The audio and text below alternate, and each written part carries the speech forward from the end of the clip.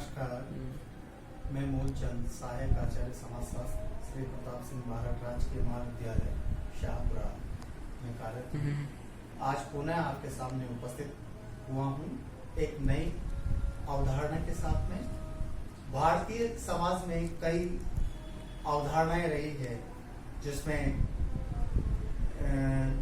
पुरुषार्थ, संयुक्त परिवार व्यवस्था, जाति व्यवस्था, धर्म और कर्म तथा पुनर्जन्म। भारतीय दर्शन में कर्म और पुनर्जन्म के सिद्धांत की जितनी व्याख्या हुई है उतनी शायद किसी अन्य अवधारणा पर, अन्य सिद्धांत पर अध्ययन नहीं हुआ। कर्म एवं पुनर्जन्म की जो कंसेप्ट है उस अवधारणा में, कंसेप्ट में एक यह बात आती है कि जिस प्रकार का आपका कर्म है उसी प्रकार का आपका जन्म होगा। एक कहावत है, बोया पेड़ बबूल का तो आम कहां ते फोड़। यानी यदि आपने जो बबूल का पेड़ बोया है तो उस पर आम के फल नहीं लग सकते। यहाँ पर कार्य और कारण का संबंध देखने को मिल रहा है। जिस प्रकार का आपका कार्य होगा ठीक उसी प्रकार का आपका मतलब कारण सम्मिलित हो जाएगा। यहाँ पर कर्म और कर्म फल ये दोनों शब्द जुड़े हुए हैं। बहुत सारे धर्म ग्रंथ जिसमें रामायण, महाभारत, मनुस्मृतियां, वेद, उपनिषद, पतंजलि योग सूत्र आदि में इस अवधारणा का, इस सिद्धांत का उल्लेख हुआ है। वैसे हम देखें तो मानव का जो जीवन है, शरीर है, वो नाशवान है और आत्मा जो है वो अमर होती है। आपके अच्छे कर्म, सद्विचार, गुण, यही कर्म आपके जो है उसी रूप में, जैसा आपकी आत्मा अपने शरीर को छोड़कर जाती है, जिस प्रकार से हम फटे पुराने कपड़े त्यागते हैं और नवीन कपड़े धारण करते हैं, ठीक उसी प्रकार से आत्मा शरीर को छोड़ करके दूसरे शरीर में प्रवेश करती है।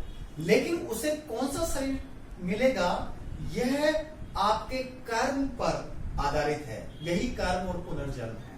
यानी कर्मों के अनुसार आपका पुनर्जन्म होता है। जैन धर्म जिनके प्रवर्तक भगवान ऋषभ देव आदिनाथ थे, वहां 24 तीर्थंकर थे।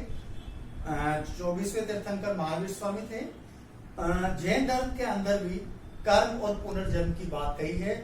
वहीं बौद्ध धर्म जहां जिनके प्रवर्तक गौतम बुद्ध थे, वो उनमें भी इस सिद्धांत को स्वीकार किया है, एक्सेप्ट किया है।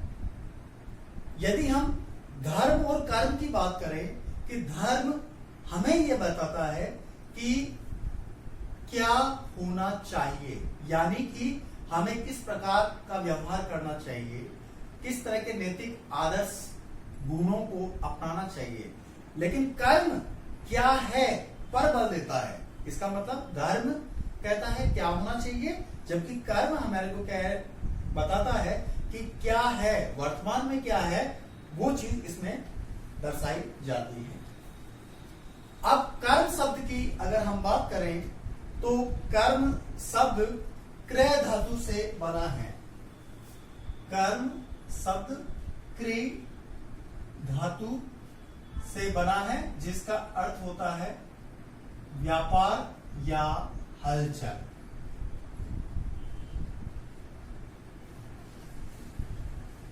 यानी आपका जो कार्य है वह आपका कर्म है।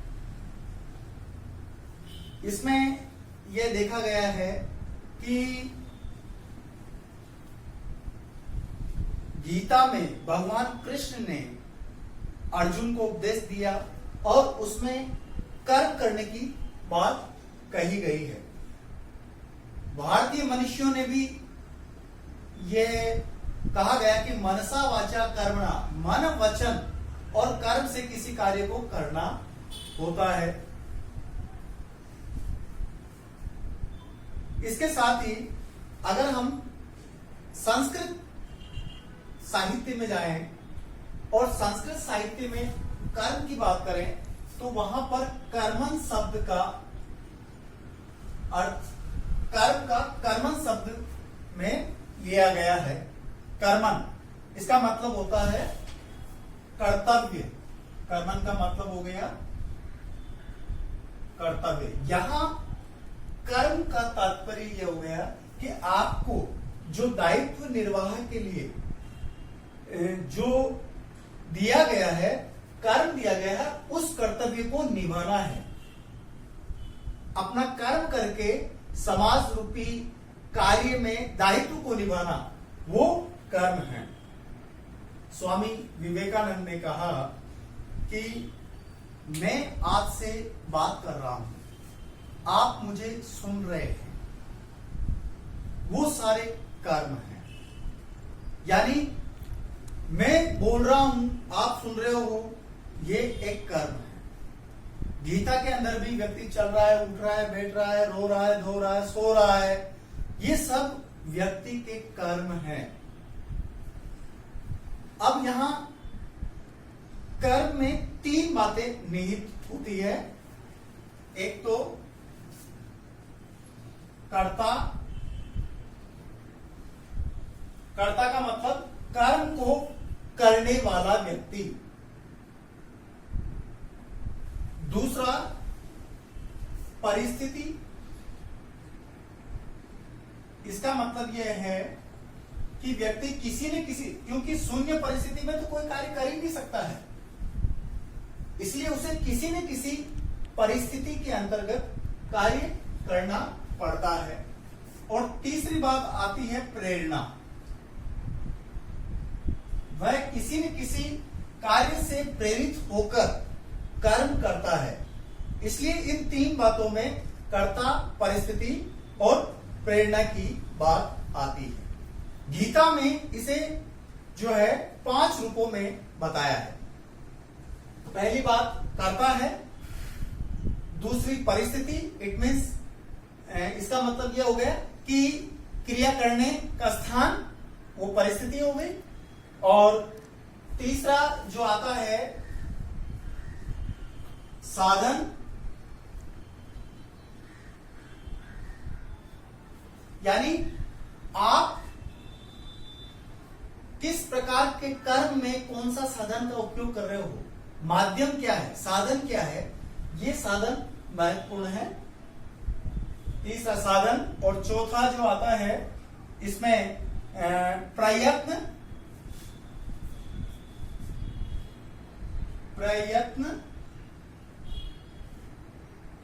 ट्रायल जिसको हम कहते हैं, और 5वां भाग्य। देखिए ये सारी चीजें हम कर रहे हैं और इसमें भाग्य शब्द और जोड़ दिया है। कई बार हमारे सामने ऐसा पक्ष आता है कि जिसके लिए हमें कुछ किया ही नहीं है, लेकिन फिर भी हमारे भाग्य में यदि लिखा हुआ है तो वो हमें मिलेगा। मान लीजिए मैं रास्ते में जा रहा हूं, मेरा काम कोई दूसरा है। मान लीजिए मुझे मिठाई परचेज करनी है, मिठाई खरीदने के लिए मैं बाजार जा रहा हूँ, लेकिन रास्ते में मुझे 500 रुपए का नोट पड़ा हुआ मिला। मैंने 500 रुपए के लिए कोई कर्म नहीं किया, मैं तो केवल मिठाई लेने के लिए मैं अपना कर्म कर रहा था, वहां जा रहा था, लेकिन मुझे वो 500 रुपए का नोट रास्ते में मिला, तो ये मेरा भाग्य था कि मुझे 500 रुपए मिल गए। तो इस प्रकार से जो कर्ता, परिस्थिति, साधन, प्रयत्न, भाग्य, ये गीता के अंदर बताया गया है। प्रसिद्ध विद्वान बैजनाथ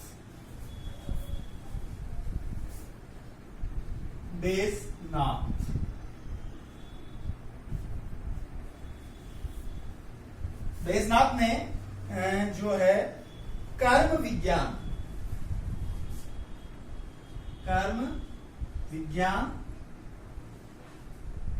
कल्याण पुस्तक, कल्याण है इस पुस्तक के अंदर कल्याण, उसके अंदर कहा कि इसमें कर्म में दो चीजें होती है, कार्य और कारण। एक तरह से साइंटिफिक, एक वैज्ञानिक तथ्य होते हैं इसमें, क्योंकि जब हम कर्म कर रहे हैं तो उस कर्म के आधार पर कोई न कोई कारण होगा जिसके आधार पर हम कर्म कर रहे हैं। तो कार्य और कारण, जैसे मान लीजिए कोई बीज है, बीज हमारे सामने है, बीज को मैंने जमीन में बो दिया, बीज बो दिया तो वो पौधा अंकुरित, कर्म मेरा था कि बीज को जमीन में बो दिया, लेकिन कर्म फल प्राप्त हुआ पौधे के रूप में, पौधा उस बीज का पौधे के रूप में अंकुरित हो गया। अब यहां पर कर्म के 3 प्रकार सामने आते हैं।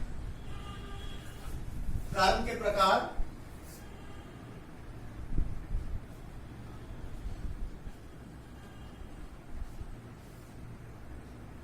पहला आता है संचित कर्म।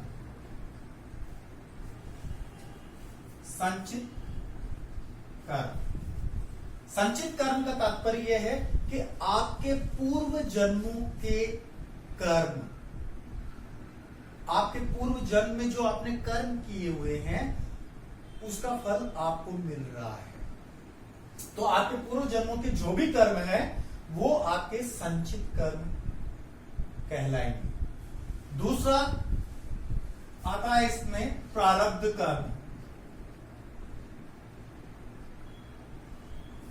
प्रारब्ध कर्म, प्रारब्ध में क्या है, पूर्व कर्मों में जिन कर्मों का फल, यानी आपने पूर्व जन्म में जो कर्म किए हैं उसका फल आपको इस जन्म में भुगतना पड़ रहा है, चाहे वह सुख हो, चाहे दुख हो, चाहे लाभ हो, चाहे हानि हो, चाहे यश हो, चाहे अपयश हो, चाहे जीवन हो, चाहे मृत्यु हो।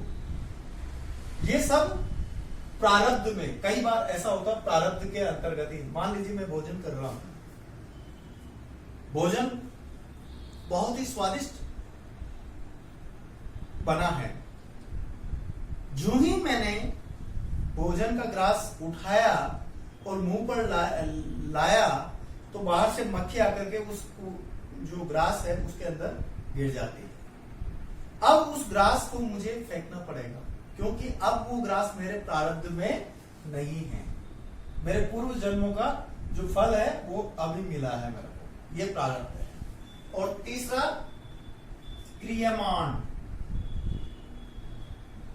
कर्म। क्रियमाण कर्म, इस लोक में, इस जीवन में किया जा रहा कर्म ही क्रियमाण कहलाता है। यानी हम वर्तमान में जो भी कर्म कर रहे हैं, जैसे चल रहे हैं, फिर रहे हैं, दौड़ रहे हैं, खा रहे हैं, पी रहे हैं, सो रहे हैं, उठ रहे हैं, बैठ रहे हैं, एक दूसरे से वार्तालाप कर रहे हैं, जो भी कार्य कर रहे हैं इस जीवन के अंदर, वो क्रियमाण, यानी ये वर्तमान परिवेश के अंतर्गत होता है। वर्तमान परिवेश में हम जिस प्रकार का कर्म करते हैं वह वर्तमान का परिवेश में ही हमें उसका जो है प्रतिरूप प्राप्त होता है, वो क्रियमाण कहलाता है। वर्तमान कर्म इसमें जुड़ा हुआ होता है। अब यहां पर कर्म के साथ में पुनर्जन्म की बात आती है। कर्म के साथ में पुनर्जन्म की बात आती है। जैसा कि मैंने पहले अभी बताया था कि इसमें कार्य और कारण का संबंध होता है, और कार्य और कारण का मतलब हो गया कि जैसा आपका कर्म होगा वैसा ही आपका पुनर्जन्म होगा। ये शरीर नाशवान है, आत्मा अमर होती है।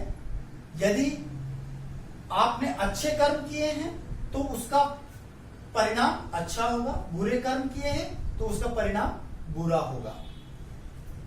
वही कर्मण्येवाधिकारस्ते मां फलेषु कदाचन, भगवान कृष्ण ने जो है ये कहा था कि कर्म करते रहो, फल की इच्छा मत करो।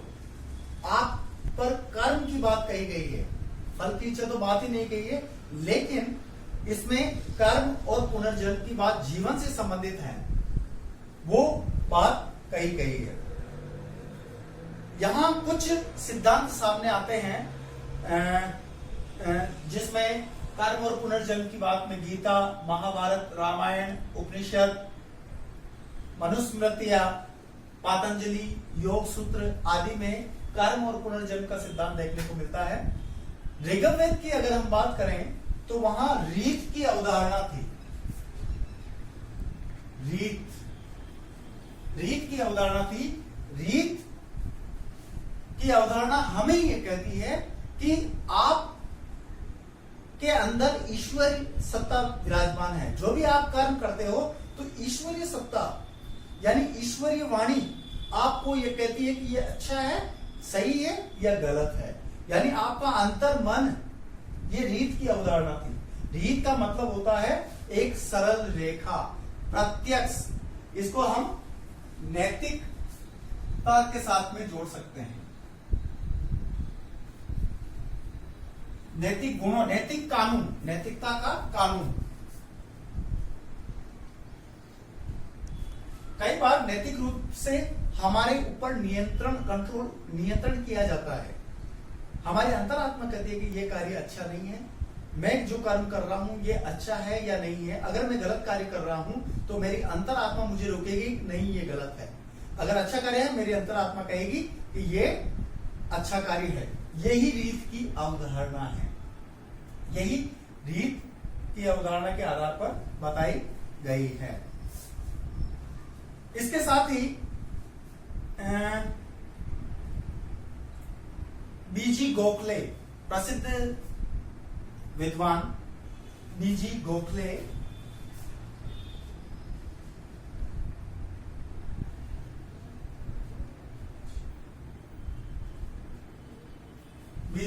ने एक पुस्तक लिखी थी, Indian through, INDIAN, Indian, THOUGH, through, THROUGH, through the ages. इसमें बीजी गोखले ने कहा कि रीत सर्वोच्च अवधारणा है। ब्रह्मांड एक व्यवस्थित विश्व है और यह प्राकृतिक नियमों पर चलता है। और इसका मतलब यह नहीं है कि देवताओं के द्वारा यह चलाया गया है। बीजी गोखले ने कहा कि नहीं, देवताओं के द्वारा नहीं चलता, ये प्रकृति इसको नियंत्रित करती है, प्रकृति द्वारा संचालित है। यहां तक कि देवताओं पर भी अंकुश लगाया गया है। देवता की भी मर्यादा है और वो उन्हें भी नियंत्रित किया गया है, ऐसा बीजी गोखले स्वीकार करते हैं। वेदों में यह बात उल्लेख है कि आत्मा अजर और अमर होती, कभी बूढ़ी नहीं होती है, वो अमर है। और शरीर नाशवान है, ये परिकल्पना कही गई है वेदों के अंदर। और हम सभी इसका अनुसरण करते हैं, सभी व्यक्ति स्वीकार करते हैं कि आत्मा अमर है और शरीर नाशवान है। और उपनिषद के अंदर भी यह है कि व्यक्ति को अपने कर्मों के अनुसार सुख और दुख प्राप्त होता है। आप जैसा कर्म करोगे वैसा ही आपको फल मिलेगा। यानी अच्छे कर्म करोगे तो आपको सुख मिलेगा, बुरे कर्म करोगे तो आपको दुख मिलेगा। इसी धरती पर ये उपनिषद स्वीकार करते हैं। सतपथ ब्राह्मण की बात अगर हम करें तो वहां कर्म की जो कहा गया कि जो व्यक्ति पूर्ण ज्ञान प्राप्त कर लेता है, यानी जो मूर्ख नहीं है, ब्रह्म को जान लेता है। यह कहा जाता है कि ब्रह्म सत्य जगत मिथ्या। सतपथ ब्राह्मण यह कहता है कि जो पूर्ण ज्ञान प्राप्त कर लेता है वह मोक्ष का अधिकारी होता है। यानी वो जन्म मरण के बंधन से मुक्त हो जाता है, वो ब्रह्म में विलीन हो जाता है, वह उसे मोक्ष प्राप्त हो जाता है, वो कर्म और पुनर्जन्म से छुटकारा प्राप्त कर लेता है। सतपथ ब्राह्मण में ऐसा उल्लेख आता है। कठोपनिषद के अंदर भी यह कहा गया है कि मृतक की आत्मा नवीन शरीर धारण करती है। जैसे एक व्यक्ति का शरीर छोड़ता है, वो मर जाता है, तो दूसरा शरीर वह आत्मा धारण कर लेती है। कठोपनिषद के अंदर भी जो है कहा गया है कि कठोपनिषद में यह था, बृहदारण्यक उपनिषद में शरीर के आत्मा बाहर दूसरे जन्म ग्रहण करती है, यानी शरीर से जो ही आत्मा निकलती है तो दूसरे के शरीर को वो ग्रहण करती है। इसमें एक उदाहरण मिलता है कि जिस प्रकार एक इल्ली होती है, लठ टाइप की इल्ली होती है, वह एक पत्ते को तभी छोड़ती है जब तक कि वह दूसरे पत्ते पर नहीं पहुंच जाए। ठीक उसी प्रकार एक आत्मा शरीर को तभी छोड़ती है जब तक कि उसको दूसरा शरीर नहीं मिल जाता, यानी वो दूसरे शरीर को जब धारण कर लेगी तो वो पहले शरीर को वो छोड़ देगी। जिस प्रकार हम फटे पुराने वस्त्र को त्याग कर नवीन वस्त्र धारण करते हैं, उसी प्रकार से आत्मा भी एक शरीर को त्याग करके दूसरे शरीर को ग्रहण कर लेती है, अपना लेती है। महाभारत में यह उल्लेख है कि पृथ्वी जो है वो कर्म है, और स्वर्ग लोक जो है, पृथ्वी लोक और स्वर्ग लोक अगर है तो वह कर्म फल है। अगर व्यक्ति को स्वर्ग लोक मिला है तो कर्म फल है, और नरक लोक भी, क्योंकि स्वर्ग और नरक की अवधारणा व्यक्ति के अंदर है, और व्यक्ति ये मानता है कि अगर हम अच्छा कर्म करेंगे तो स्वर्ग मिलेगा, बुरे कर्म करेंगे तो नरक मिलेगा। तो इस तरह के याज्ञवल्क्य ने शुभ और अशुभ के रूप में कर्मों का उल्लेख किया है। तो शुभ कर्म कौन सा है और अशुभ कर्म कौन सा है। महाभारत के शांति पर्व में कहा गया है कि व्यक्ति अपनी काम, क्रोध, लोभ, मोह या वासना को त्याग कर दे। महत्वपूर्ण रूप में अगर व्यक्ति अपनी वासना को त्याग कर दे तो उसे सुख की प्राप्ति होगी, उसे संतोष प्राप्त होगा। लेकिन यदि आपने कोई इच्छा व्यक्त की है और एक इच्छा दूसरी इच्छा का कारण बनती है, जैसे कि गौतम बुद्ध ने भी कहा था कि दुख, व्यक्ति को दुख कब होता है? जब उसकी इच्छाएं होती है, उसकी कामनाएं होती है, और जब इच्छाएं और कामनाओं की पूर्ति नहीं हो पाती है तो उसे दुख होता है, उसे निराशा होती है। तो इस वासना को ही खत्म कर दें, वासना को पाले नहीं, काम, क्रोध, लोभ, मोह से दूर हो जाएं, तो अपने आप ही आपको संतोष प्राप्त हो जाएगा। अब यहां पर कर्म और पुनर्जन्म के लिए एक महत्वपूर्ण बात, जब युद्ध के अंदर पहुंचते हैं, भगवान कृष्ण उनके सारथी होते हैं, तो अर्जुन ने अपने रथ को भगवान श्री कृष्ण से कहते हुए कि प्रभु आप मेरे रथ को दोनों सेनाओं के बीच में ले चलिए ताकि दोनों सेनाओं का संघर्ष मुझे दिखे। तो भगवान कृष्ण ने कहा कि आपने ऐसे कायरता शब्द क्यों कहे जबकि संकट के बादल छाए हुए हैं। तब भगवान कृष्ण ने कहा कि ठीक है, मैं ले चलता हूं आपको। और जब उन्होंने देखा कि अर्जुन ने देखा मैं किसका वध कर रहा हूं, जो हमारे अपने लोग हैं, हमारे सगे संबंधी हैं, मैं उन्हीं का वध करने जा रहा हूं। अगर मुझे इनका वध करने में शांति मिलती है तो यह शांति बहुत सस्ती है। उसने तुरंत जो है अपना धनुष उतार के रख दिया कि भाई कि मुझे युद्ध नहीं करना है। अगर ऐसे समय में अगर युद्ध करने से मुझे शांति मिलती है तो ये शांति मुझे स्वीकार नहीं है। तब भगवान कृष्ण ने उसे कहा अर्जुन को कि हे अर्जुन, मैं जो हूं यहां इस संसार में ऐसा कोई चीज नहीं है या जिसे मैं प्राप्त करना चाहूं और मुझे प्राप्त न हो। मुझे वैसे इस संसार में कर्म करने की कोई है आवश्यकता ही नहीं है, लेकिन फिर भी मैं कर्म कर रहा हूं क्योंकि संसार के लोग मुझे दृष्टांत मानते हैं और इसी कारण से मैं कर्म कर रहा हूं। अगर मैं कर्म करना छोड़ दूं तो संसार के लोग मुझे दृष्टांत मानते हुए सभी लोग अपना कर्म करना छोड़ देंगे और परिणाम स्वरूप जो है वो लोग ये पूरा संसार सागर थम जाएगा और समाज, मानव समाज नष्ट हो जाएगा।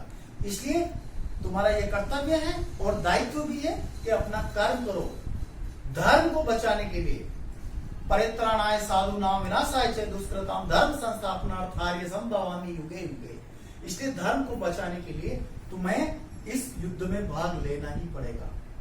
और जय विजय की तो बात ही नहीं, अगर तुम इसमें वीर गति में भी प्राप्त हो गए तो भी तुम्हें मोक्ष की प्राप्ति होगी, क्योंकि तुम कर्म कर रहे हो और कर्म पथ पर आगे बढ़ करके अपनी जीवन लीला, यदि तुम्हें मृत्यु आती है तो भी तुम मोक्ष के अधिकारी हो।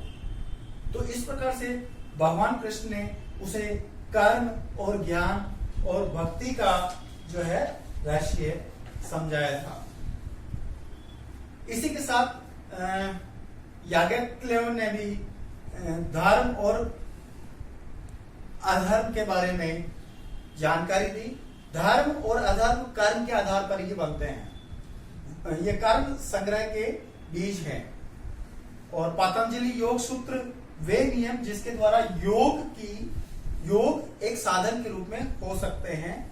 अविद्या और क्लेश कार्य तथा इसका पुनर्जन्म का कारण है। यानी अविद्या यानी निर्बुद्ध आदमी, यानी जिसमें कोई ज्ञान नहीं हो और जिसके घर में क्लेश हो, वह पुनर्जन्म का कारण बनता है। यदि व्यक्ति इन दोनों चीजों को हटा ले तो वह इससे छुटकारा प्राप्त कर सकता है, पुनर्जन्म से, कर्म एवं पुनर्जन्म से।